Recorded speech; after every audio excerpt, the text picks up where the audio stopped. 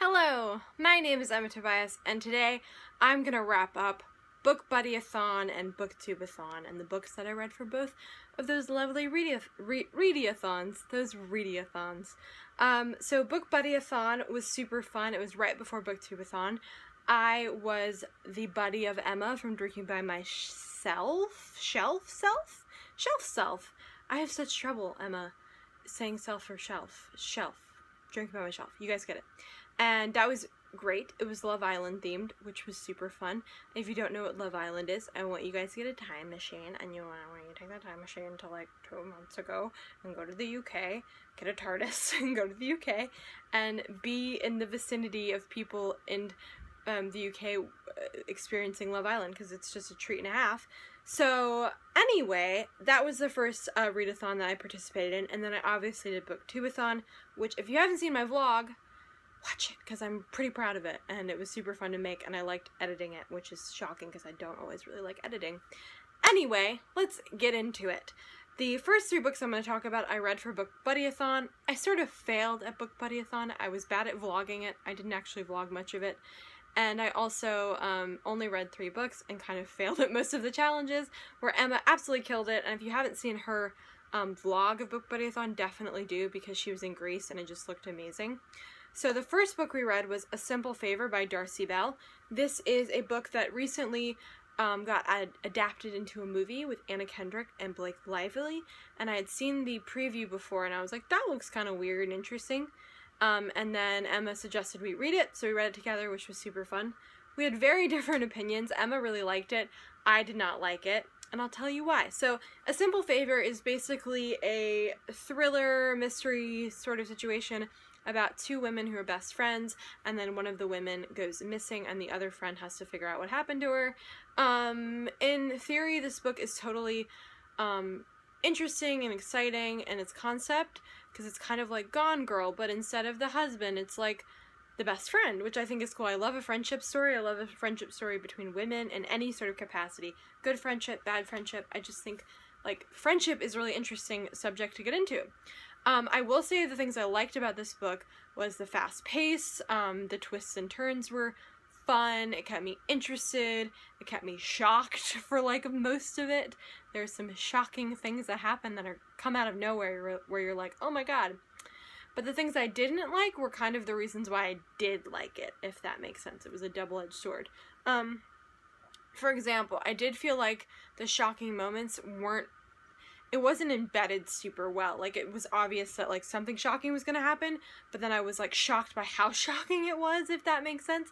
I wish it had been weaved a little better into the story, like, those sort of build-up moments.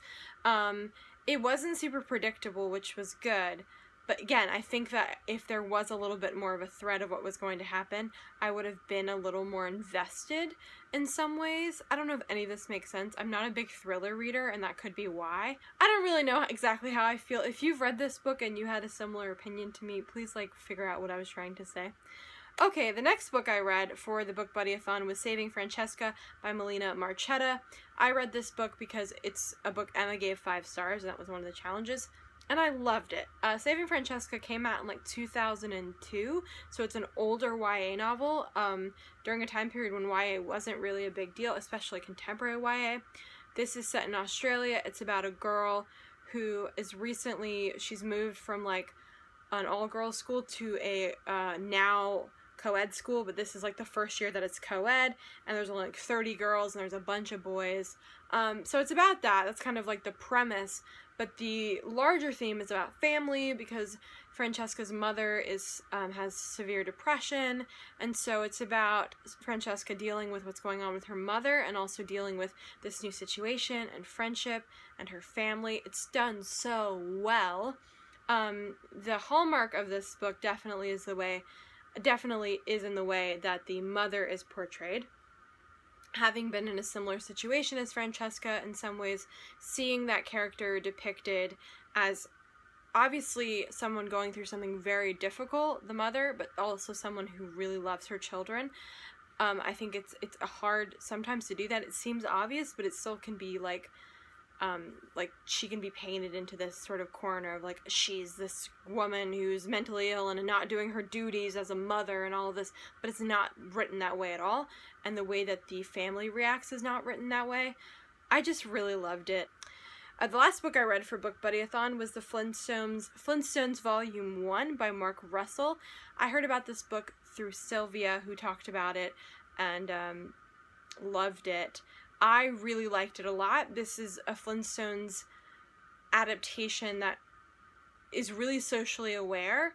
The graphic novel threads in modern social ideas in this classic cartoon that we all know in a very interesting way, especially the way that Betty, I think Betty Rebel, right? Is that the wife in the story? I can't remember. The way her story is in this book is very interesting. I just really liked it. I thought it was really good, and I will definitely read the next volume. And then moving on to books I read for booktube-a-thon, which I gave kind of like mini reviews, but I'll talk about it a little bit more now. The first book I read was The Griffith Film by Richard Ayoade. This is a satirical book about film criticism, specifically about genre film and specifically about action film. So Richard Ayoade assumes the character of Gordy LaSure to write this book. Gordy LaSure is a misogynistic, racist, like, complete asshole, and in his writing about his opinions about film and the way film should be. What I think is cool about this book, and that's really hard to do, is that Richard Ayoade is making fun of men like Gordy LaSure, and no way does it ever feel like Gordy LaSure is right, that Gordy LaSure is saying things that make sense. It just makes the things he say seem ridiculous and problematic and horrible, but in a way where you're like, wow, I haven't thought about this in this specific way, and how, you know, Asian people are depicted in film, and how women are depicted in film. It's done in a way that's really smart and clever, and that was my opinion. If other people have different opinions, obviously, totally understand that, but that's just kind of the opinion that I had of the book. I really liked it. I thought it was interesting. It did kind of run long. It got a little boring, and the whole shtick of it got a little boring, so I wish it had been shorter, but I enjoyed it. I love Richard Ayoade. I think he's so great and funny and smart, and I enjoyed it. It was goofy and biting and all in the same book, which I think is difficult to do as well. Next, I read a book that I hated. I don't even know where my copy is, and that's The House That Groaned by Carrie Fransman. The House That Groaned is a graphic novel about a bunch of people who live in a house, in apartments in a house, and they don't know each other. It is one of the worst books I've ever read. It is written and drawn in the style of the grotesque, so everything is really blown out of proportion, and maybe I am unaware of this style in the modern world. I know about it from like a long time ago in art history, but like this was heinous in the way that this kind of style was portrayed. I don't think I like the style in general, but I really didn't like how it was used in this book. Basically, every sort of identity a person can have is written in a way that is disgusting. It's written in a way where it completely devalues the voices, in my opinion, and if someone disagrees, please tell me why you disagree, but in my opinion, it devalues these identities by being so over the top and painting these people as kind of like shticks, or like something that's kind of weird, if that makes sense. And that includes like heinous fat phobia. There is a character who has a fetish for women with disabilities, that's written about in a way that's really unsettling and devalues the women in the book. I don't really know how to describe it. I just read it and it made me sick. So that's all I'm going to say about The House That Groaned. I really did not like it. It felt like these identities that are used in this book are being devalued. There's a trans character that's arc is baffling and horrifying in the way that it ends and the way that it is like portrayed at the end of the novel. Just in general, did not like this book. I don't really understand why people like it, and not a lot of people do. It only has a 3.29 rating. but I really did not like it. So that's that. Now moving on to books I did actually like. Down Among the Sticks and Bones by Seanan McGuire. It's a sequel to the book I always forget. The prequel to Every Heart Has a Doorway. I'm sorry. This is a book that Sylvia gifted to me, and I really liked it. I liked Every Heart Has a Doorway, but I liked this more in some ways. I like the way that Seanan McGuire writes about sisterhood. Oh, it's so good. So this book is a prequel to Every Heart Has a Doorway, so definitely read that one if you haven't read this one. And then read this one. But I loved it. Specifically, I really loved how gender is written about in this book. It's in a way that I've never read before. There are twins in this book, and they are kind of given identities when they were born. One is the tomboy, one is the girly girl, princess kind of, and these characters feel like they're in a binary within a binary almost.